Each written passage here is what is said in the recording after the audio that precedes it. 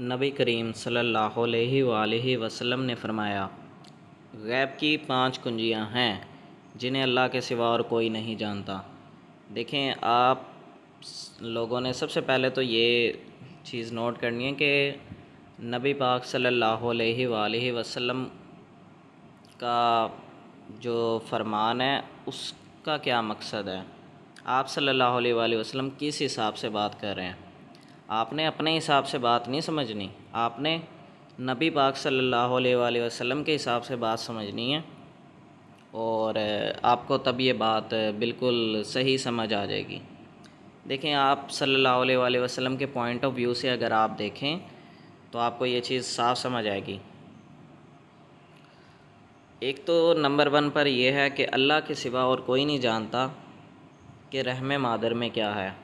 دیکھیں، والدہ کیا جنیں گی اور ماں کے پیٹ میں کیا ہوگا، چلیں یہ آج کل کی تھوڑی سی سائنس یہ بتا دیتے ہیں، لیکن یہ نہیں بتا سکتی کہ رحم مادر میں نیک بخت ہے یا بدبخت ہے، یعنی کہ نیک بچہ ہے یا برا بچہ ہے۔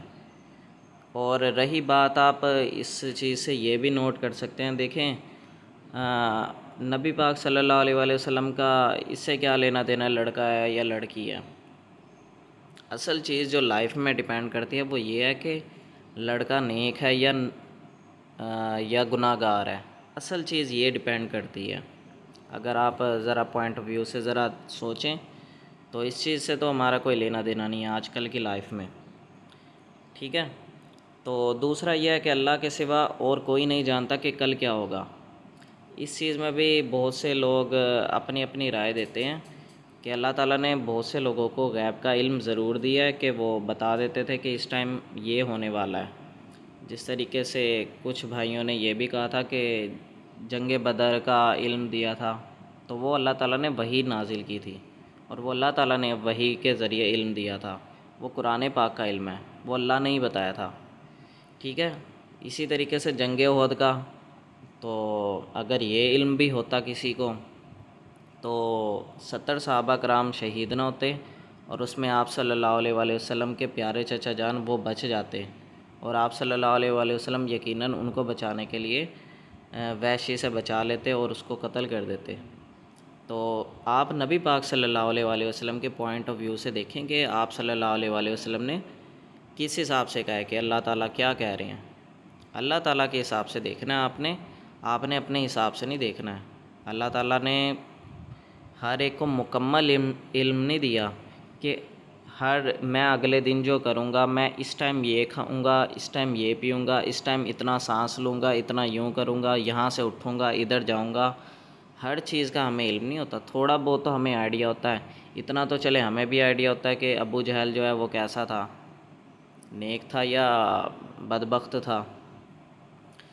اور اسی طریقے سے آپ یہ دیکھیں کہ اللہ کے سوا اور کوئی نہیں جانتا کہ بارش کب ہوگی۔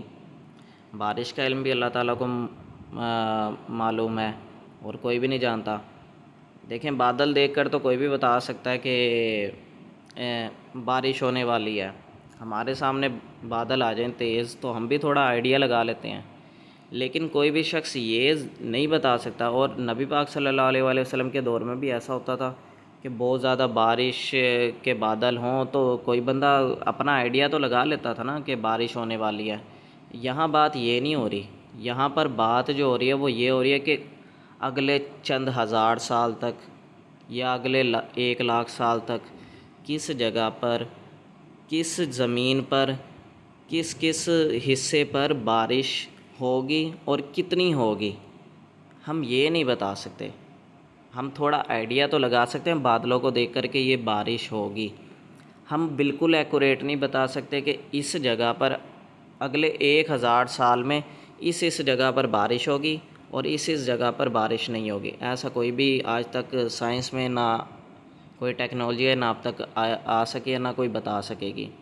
بلکہ ٹیکنالوجی کا تو اس سے الٹی آج کل چل رہا ہے، وہ کچھ حساب سے تو ہم صحیح بتا دیتے ہیں، لیکن بہت سی جگہوں پہ ٹیکنالوجی اس حساب سے کیا ہے، فیل ہے۔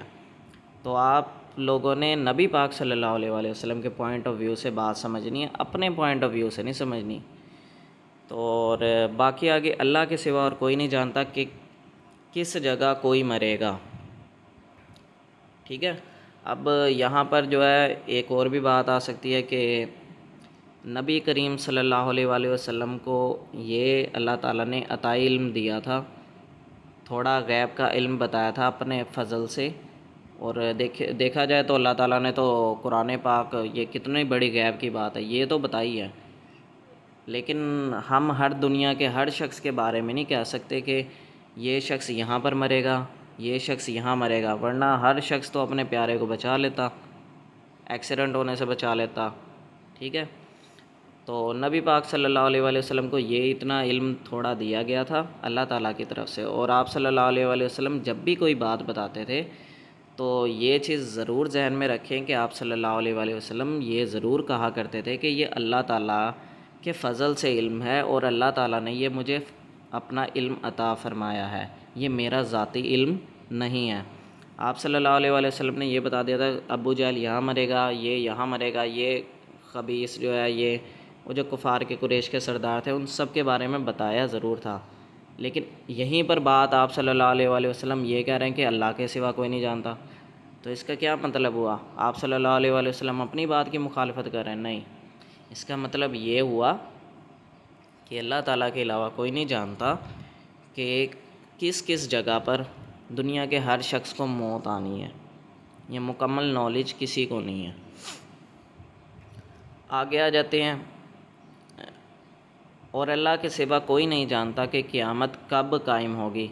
اب یہاں پر بھی بات آ جاتی ہے، ہم قیامت کے بارے میں تو اللہ تعالیٰ نے خود ہی علم بھی دے دیا ہے کہ جمعے کے دن ہوگی، اور کیا کہتے ہیں حضرت عیسیٰ علیہ السلام کے آنے کے بعد ہوگی قیامت، جب حضرت عیسیٰ علیہ السلام دنیا پر کیا کہتے ہیں ہر طرف دین اسلام کو پھیلا دیں گے، پھر وہ دنیا سے رخصت ہو جائیں گے، پھر اس کے بعد جب دوبارہ کفر پھیلے گا تب آئے گی، اور قیامت کی نشانیاں بھی بہت سی ہیں، بہت ساری نشانیاں ہیں، بہت ساری نشانیاں یہ اللہ تعالیٰ نے بتائی ہیں، لیکن یہ نہیں بتایا کہ ایکوریٹ ٹائم کیا ہوگا۔ 1000 سال بعد اسی دن آئے گی، ٹھیک ہے، یا 1000 سال بعد اس دن، اس ہفتے، اس منٹ پر قیامت قائم ہوگی، یہ بات یہاں پر ہو رہی ہے۔ ورنہ دیکھا جائے آپ صلی اللہ علیہ وآلہ وسلم نے قیامت کی اتنی ساری نشانیاں بتائی ہیں، تو کیا آپ صلی اللہ علیہ وآلہ وسلم اپنی بات کی نفی کریں گے؟ ایک طرف آپ صلی اللہ علیہ وآلہ وسلم نے ایک بات بتائی ہے، ایک طرف آپ صلی اللہ علیہ وآلہ وسلم اسی بات کی دوسرے حساب سے بات کریں۔ آپ نے یہ بات سمجھنی ہے کہ نبی پاک صلی اللہ علیہ وآلہ وسلم کا پوائنٹ آف ویو کیا ہے، آپ کو تب یہ بات سمجھ آئے گی۔ تو کچھ لوگ اس چیز میں دھوکہ کھا جاتے ہیں، وہ نبی پاک صلی اللہ علیہ وآلہ وسلم کے پوائنٹ آف ویو سے بات نہیں سمجھتے، وہ اپنے پوائنٹ آف ویو بتا رہے ہوتے ہیں اور یوں شو کر رہے ہوتے ہیں کہ نعوذ باللہ وہ حضور سے زیادہ جانتے ہیں یا وہ اللہ سے زیادہ جانتے ہیں۔ تو دیکھیں ایسی غلطی نہ کیا کریں اور احترام کیا کریں آپ صلی اللہ علیہ وآلہ وسلم کے قول مبارک کا، کہ آپ صلی اللہ علیہ وآلہ وسلم نے جو بات بتائی ہے وہ حق ہے، وہ سچ ہے، اور حضور صلی اللہ علیہ وآلہ وسلم نے بہت سارے غیب کے علم جو اللہ تعالیٰ نے بتائے تھے وہ خود بتائے ہیں، تو آپ صلی اللہ علیہ وآلہ وسلم نے انہی باتوں کی پھر بعد میں انہی چیزوں میں نفی بھی کر دیا کہ اللہ کے سوا کوئی نہیں جانتا۔ تو اس کا یہ مطلب نہیں ہے کہ آپ صلی اللہ علیہ وآلہ وسلم یا دنیا کے ہر شخص کو ہر چیز کا علم ہے۔ ان 5 باتوں کا خاص طور پر اللہ کے سوا کوئی نہیں جانتا، کہ رحم مادر میں کیا ہوگا، نیک بچہ ہوگا یا برا بچہ ہوگا۔